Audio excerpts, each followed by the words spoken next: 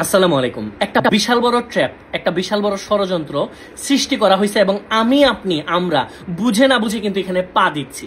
আমি আপনাদেরকে যদি অল্প কথায় বুঝায় বলতে চাই, ছাত্র জনতার ঐক্যের মাধ্যমে, আন্দোলনের মাধ্যমে আমরা যে স্বাধীনতা অর্জন করলাম, যে স্বৈরাচার শাসক গোষ্ঠীকে উৎখাত করে দিলাম, সেই গোষ্ঠীর কিন্তু 0.1% দেশের বাইরে যায় না। ম্যাক্সিমাম কিন্তু স্বৈরাচার শাসক গোষ্ঠীর দোষকেরা দেশে আছে এবং তারা চাচ্ছে এমন একটা সিচুয়েশন এখন তৈরি করার জন্য যেন আমরা এটা বলতে বাধ্য হই যে না ভাই, আমরা তো আগেই ঠিক ছিলাম, এখন তো ঠিক নাই। তারা কিন্তু তাদের সর্বোচ্চ চেষ্টা করতেছে। আপনারা যে কোনো জায়গায় সহিংস কোনো ঝামেলা হইলে আপনারা আগে নিজেকে প্রশ্ন করা শিখতে হবে যে এই ঝামেলা থেকে সবচেয়ে বড় ফায়দা কার। দেখেন, এই স্বৈরাচার শাসক গোষ্ঠী যেটা করতেছে, পরিকল্পিতভাবে, সুপরিকল্পিতভাবে মন্দিরগুলোতে হামলা করতেছে যেন আমার হিন্দু ভাই বোনরা রাস্তায় নেমে আসে এবং এই স্বৈরাচারের দোসররা যারা পলায় আছে তাদের যেন একটা পথ তৈরি হয় আমার হিন্দু ভাই বোনদের সাথে, ওরাও যেন রাস্তায় নেমে আসে এবং এটাকে বিতর্কিত করে আরো আন্দোলন করে আরো ঝামেলা সৃষ্টির মাধ্যমে যেন দেশটাকে বিশৃঙ্খল করে দেওয়া যায়। এবং এইটা তাদের একমাত্র উদ্দেশ্য। এই উদ্দেশ্যকে কোনোভাবেই সফল হতে দেওয়া যাবে না। দেখেন, শুধু বাংলাদেশ না, পৃথিবীর ইতিহাসে অনেক আগে থেকেই কোনো আন্দোলনকে, কোনো বিজয়কে যদি কেউ নষ্ট করতে চায় তাহলে হিন্দু মুসলিমদের মধ্যে চেষ্টা করা হয় একটা বিভাজন করার জন্য। ওরা কিন্তু এই ট্র্যাপটা রেডি করছে এবং অসংখ্য আমার ভাই বোনেরা কিন্তু আমরা এটাতে পা দিচ্ছি। দেখেন, আমি কিন্তু কোনোভাবেই, আমি জানি যে বিভিন্ন জায়গায়, বিভিন্ন মন্দিরে অসংখ্য জায়গায় হামলা হয়েছে, এটা অস্বীকার করার কোনো রাস্তা না, আমরা কেউ অস্বীকার করতে চাচ্ছি না। আমরা চাচ্ছি এটা সমাধান, আমরা চাচ্ছি মানব ঢাল তৈরি করতে। কোথাও কিন্তু এটা প্রচার করা হচ্ছে না যে কয় হাজার মন্দির বাংলাদেশে আছে, কয় হাজার মন্দির সেভ আছে, কয় হাজার মন্দিরের সামনে মানব ঢাল, এইটা প্রচার করা হচ্ছে কম। আমাদের পার্শ্ববর্তী দেশের মিডিয়া কিন্তু প্রচার করছে এবং ফেক অনেক কিছু প্রচার করছে। যতটুকু হামলা হচ্ছে এটা তো আমরা পক্ষে না, কিন্তু যা হচ্ছে তার চাইতেও বেশি প্রচার করা হচ্ছে এবং সর্বোচ্চ তারা চেষ্টা করতেছে আমার ভাই বোনদেরকে, আমার হিন্দু ভাই বোনদেরকে যেন রাস্তায় নামা দেওয়া যায়, যেন তাদের বেশ ধরে তাদের পেছন পেছন ওই দোসররা রাস্তায় নেমে আসে এবং আবার জ্বালাও পোড়াও করে একটা বিশৃঙ্খলা দেশে তৈরি করে দেয়। এটা কিন্তু কোনোভাবে হইতে দেওয়া যাবে না। দেখেন, ছোটবেলার কথা একটু মনে করেন। শুধু আমি না, আপনি যে ভিডিওটা দেখতেছেন, আমরা কিন্তু যখন ছোটবেলায় আমরা খেলার জন্য বা কোনো কাজে আমার বন্ধুদেরকে ডাক দিতাম, আমরা কিন্তু কখনোই বলতাম না যে আমার হিন্দু বন্ধুকে আসো তুমি খেলতে আসো বিকাল 4টায়, আমার মুসলিম বন্ধুকে আসো তুমি খেলতে আসো বিকাল 4টায়। আমরা কিন্তু এটা করতাম না। আমরা কিন্তু মানুষকে মানুষ, বন্ধুকে বন্ধু বলতাম। বাট আমাদেরকে এখন বলানো হচ্ছে কিছু শব্দ, যেমন হিন্দুদেরকে আলাদা করা হচ্ছে, মুসলিমদেরকে আলাদা করা হচ্ছে, সংখ্যালঘুদেরকে নাম বলানো হচ্ছে, আমাদের মুখ দিয়ে আলাদা করা হচ্ছে আপনাদের মনের মধ্যে একটা ঘৃণা সৃষ্টি করার জন্য, আমাদের মনের মধ্যে একটা ঘৃণা সৃষ্টি করার জন্য। এটা কিন্তু কোনোভাবে হইতে দেওয়া যাবে না। না আমরা মন্দির হামলার পক্ষে, না আমরা মসজিদ হামলার পক্ষে, না আমরা গির্জায় হামলার পক্ষে, না আমরা পাহাড়ে হামলার পক্ষে। দেখেন, আমরা যদি এখন মানে ডিভাইডেড হয়ে যাই তাহলে কিন্তু আমার শহীদ যে ভাইরা রাস্তায় রক্ত দিছে তাদের সাথে বেমানি করা হবে। আমি আপনাদেরকে একটা শব্দ বলি, এটার সাথে আপনারা অনেকেই পরিচিত হয়তো বা না, পেইড ক্যাম্পেইন। বাংলাদেশে যারা সুশীল, যারা শান্তিপ্রিয় মানুষ তারা এটা জানেন না। আমি এজ এন ইনফ্লুয়েন্সার আপনাদেরকে একটা উদাহরণ দিই। আমাদের ইনফ্লুয়েন্সার, আমার বলতে কথাটা মানে লজ্জা লাগছে যে আমাদের প্রমিনেন্ট 2জন ইনফ্লুয়েন্সার যাদের নাম আপনারা চিনবেন, তাদের থেকে 2জন কিন্তু বিট্রে করছে অনেকটা আমাদের সাথে। আমি জানি না তারা কি বিপদে পড়ে করছে না কি সিচুয়েশন, হোয়াটএভার, আমার জানার দরকার নেই। দেশের সাথে বিট্রে করছে, তারা করছে কি দেখেন, আমাকে এখানে একটা চ্যাপে ফেলতে চাইছিল। শুধু আমি না, আমার অনেককে, আমি জাস্ট আমাকে উদাহরণটা দিচ্ছি। 5 জুলাই প্রথম যখন আমি ছাত্রদের পক্ষে পোস্ট করি এবং আমি তারপর কবিতা লেখা শুরু করি, আমি যখন গান রেডি করা শুরু করি এবং আরো অনেক ইনফ্লুয়েন্সার, হয়তো কেউ আগে কেউ পরে, আস্তে ধীরে ছাত্রদের পক্ষে আসা শুরু করে, তখন থেকে স্বৈরাচাররা বুঝে গেছিল যে আমরা ইনফ্লুয়েন্সাররা একটা জনমত তৈরি করতে সক্ষম হব। সেই জন্য তারা চেষ্টা করছে কি আমাকে টার্গেট করে চা খাওয়ার কথা বলে একজন প্রমিনেন্ট সিনিয়র ইনফ্লুয়েন্সার, নাম বলে হয়তো সবাই চেনে, আমি নাম বলবো না, আমি কারো ক্ষতি চাই না ভাই, আমি শান্তি চাই। একজন প্রমিনেন্ট সিনিয়র ইনফ্লুয়েন্সার আমাকে চা খাওয়ার কথা বলে বাসার নিচে নামাইছে। আমি যাওয়ার পর দেখি উনি একা না, উনার সাথে একটা মাইক্রো আইন শৃঙ্খলা বাহিনীর লোকজন এবং উনি বাসা নিয়ে আমাকে এমন ভাবে কথা বলছে, উনি আমাকে বোঝানোর চেষ্টা করছে তাদের সাথে আর্মস আছে এবং এখানে একটা এজেন্সি লোক ছিল যারা সরাসরি পিএম কে, মানে তৎক্ষণাৎ স্বৈরাচার শাসকের যে প্রধানমন্ত্রী ছিল তাদেরকে রিপোর্ট করে। আমি বোঝানোর চেষ্টা করছি, একটু বুঝেন, ভালোভাবে চিন্তা করেন। পেইড ক্যাম্পেইনটা ছিল এরকম, এমন কিছু কথা আমাদের মুখ দিয়ে বলাতে চাইছিল যেন আমরা এই যে বিভিন্ন জায়গায় হামলাগুলো হচ্ছে আমরা যেন বলি যেগুলো বিএনপি করতেছে, এগুলো জামাত করতেছে, শিবির করতেছে, বলে জনগণের মধ্যে একটা দলকে আমরা ভাগ করে দিই এবং ছাত্রদেরকে যেন বাসায় যেতে বলি, ঘরে ফিরে যেতে বলি, ছাত্রদের প্রতি যে অবিচার হচ্ছে সেইটা না বলে যেন ছাত্রদেরকে ঘরে যেতে বলি। এইটার মাধ্যমে তারা চাইছিল বাংলাদেশের সাথে যেন আমরা বিট্রে করি। এবং শুধু আমি একা না, আমাকে 5 জনের লিস্ট চাইছিল যে এই 5 জনকে তাসিফ তুমি ম্যানেজ করো। আমি যদি অস্বীকার করতাম, আমি যদি মানা করতাম ইনস্ট্যান্ট, দেখেন সিচুয়েশনটা বুঝেন, বাংলা সিনেমার নায়কের মতো বিষমাইক বললাম আমার 5 জন চলে গেল, উড়ে, এটা হবে না।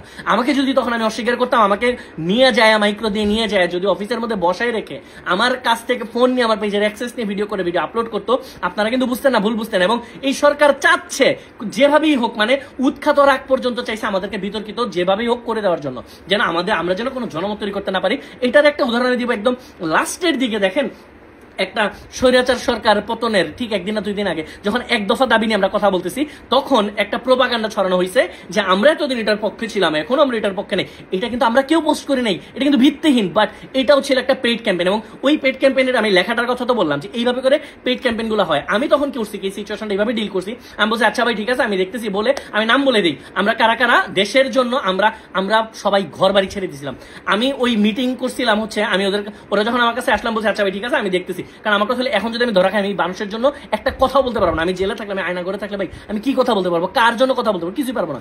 সো আমি মিটিং করছিলাম হচ্ছে আরএস ফাহিম, লেজিট বান্দার যে ম্যানেজার আয়মান, নিয়ন এনন, আমরা 4-5 আমরা বসছিলাম। আমরা বসে বলছিলাম এই সিচুয়েশন, আমরা ডিসিশন নিছিলাম আমরা কেউ বাসায় থাকবো না, আমরা প্রয়োজনে পালায় যাবো, তারপরেও দেশের সাথে, ছাত্রদের সাথে, ছাত্রদের রক্তের সাথে আমরা বেইমানি করবো না। আমরা আমাদের সিচুয়েশন দেখেন, আমাদের কি হয়েছে আমরা জানি। আমার আম্মু একটা রাত ঘুমাইতে পারিনি, আমি একটা রাত বাসায় থাকতে পারি নাই, বাসা ছেড়ে দিছি। ফারাবি ভাইও পর্যন্ত জানেন, ফারাবি ভাইকে অনেক কিছু বলছিলাম যে সাংবাদিক বড় ভাই, আমরা বাসা ছেড়ে দিছি। এবং আমি দেখেন এটা বলতেছি না যে আমি বাসা, মানে আমার বাসা নিচে কিন্তু লোক লাগা রাখছিল। সো আমি বাসা ছেড়ে দিছি, আমরা কি হয়েছে এটা ভাই কিছুই না।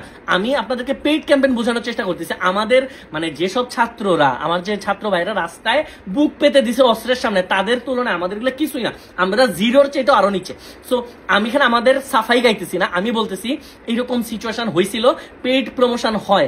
এবং একটা পেইড প্রমোশন হচ্ছে ওই যে স্বাধীনতার কি এতদিন এগুলোর পক্ষে ছিলাম এখন পক্ষে নেই। আপনারা যারা এগুলো পোস্ট করছেন আপনারা অনেকে জানেন না যে এইটাও একটা পেইড ক্যাম্পেইন।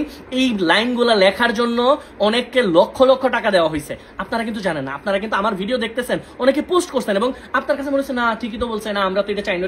ভাই 16 বছর ধরে আমরা স্বৈরাচার শাসকের আন্ডারে ছিলাম, আমরা এতদিন সহ্য করছি, কিছুদিন ধৈর্য ধরতে হবে জেলে যাওয়া পর্যন্ত। দেখেন এরা করছে কি, দেশে যখন বিশৃঙ্খলা তৈরি করলো, দেশে যখন মন্দিরে মন্দিরে অ্যাটাক করা শুরু করলো, এমন একটা জায়গা তৈরি করছে যেন আমরা এটা বলতে বাধ্য হই এই স্বাধীনতাকে আমরা চেয়েছিলাম। দেখেন পেইড প্রমোশনগুলো এমন হয়, লেখাগুলো এমন থাকে যেন আমার আপনার মনের সাথে 70 থেকে 80% মিলে যায়, এবং বাকি 20%-এ ওরা ওদের এজেন্ডাগুলো বাস্তবায়ন করার চেষ্টা করে থাকে। সো এই ধরনের পেইড প্রমোশন আগে ছিল, মাঝখানে হইলো, সামনে আরো হবে, বিভিন্ন রকমের এরকম পোস্ট দেখবেন। সো হুট করে বিভক্ত হয়ে যাওয়ার আগে, রাস্তায় নেমে যাওয়ার আগে বুঝার চেষ্টা করবেন যে ফায়দা নেওয়ার চেষ্টা করছে কারা, এখানে ষড়যন্ত্রটা করছে কারা। সো আমি এটা বলবো না যে আপনার এখানে অ্যাটাক হয়েছে আপনি কথা বলবেন, অবশ্যই কথা বলবেন, আমরা কোন অ্যাটাকের পক্ষে না। আমরা এই যে আমি আগেও বলছি যে আমরা কোথাও অ্যাটাক হোক এটা চাই না, আমরা চাই শান্তি চাই। এই শান্তি চাওয়ার জন্য আরো কয়েকটা দিন ধৈর্য ধরতে হবে। দেখেন এদের এত বড় একটা সংগঠন, এই স্বৈরাচার শাসক গোষ্ঠীর, এরা কিন্তু উৎখাত হয়ে যায় নাই, এরা কিন্তু এখনো বাংলাদেশে আছে। এরা অনেকে ছবি চেঞ্জ করে ফেলছে।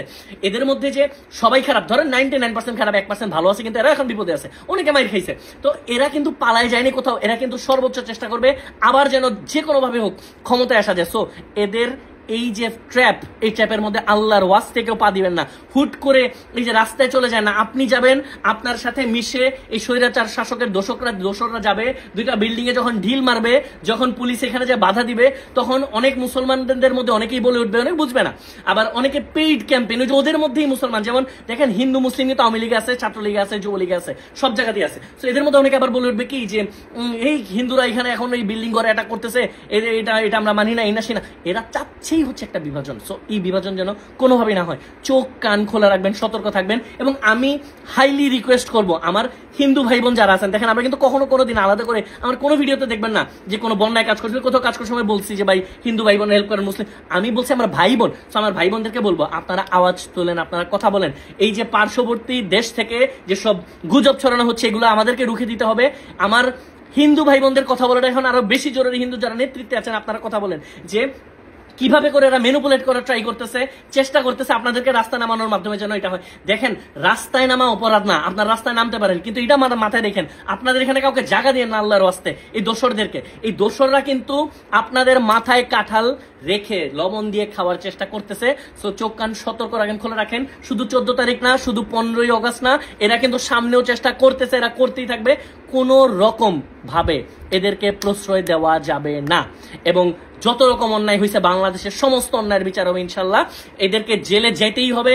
এরা যারা অন্যায় করছে, যারা আমার ভাইদের উপর গুলি চালাইছে, যারা এতদিন ঝামেলা করছে, এদেরকে আমরা কোনোভাবেই ছেড়ে দিব না। আমরা আইন নিজের হাতে তুলে নিব না। বাট মাত্র এই যে পুলিশও এখন, পুলিশ প্রশাসন এখন আবার আসতেছে সামনে, আর্মিও খুব ভালো কাজ করতেছে। আর্মি ছাড়া তো এই স্বাধীনতা অর্জন করা সম্ভব ছিল না। সো আমরা এদেরকে আইনের মাধ্যমে এদেরকে বিচারের আওতায় নিয়ে আসবো ইনশাল্লাহ। কোনো রকম ভাবে এই স্বৈরাচার শাসকদের প্রভাবে প্রভাবিত হবেন না। চোখ কান খোলা রাখেন। ইনশাল্লাহ আমরা এত কষ্ট করে আমাদের এই একটা স্বাধীনতা আমরা অর্জন করছি, আমরা এটাকে রক্ষা করবো ইনশাল্লাহ।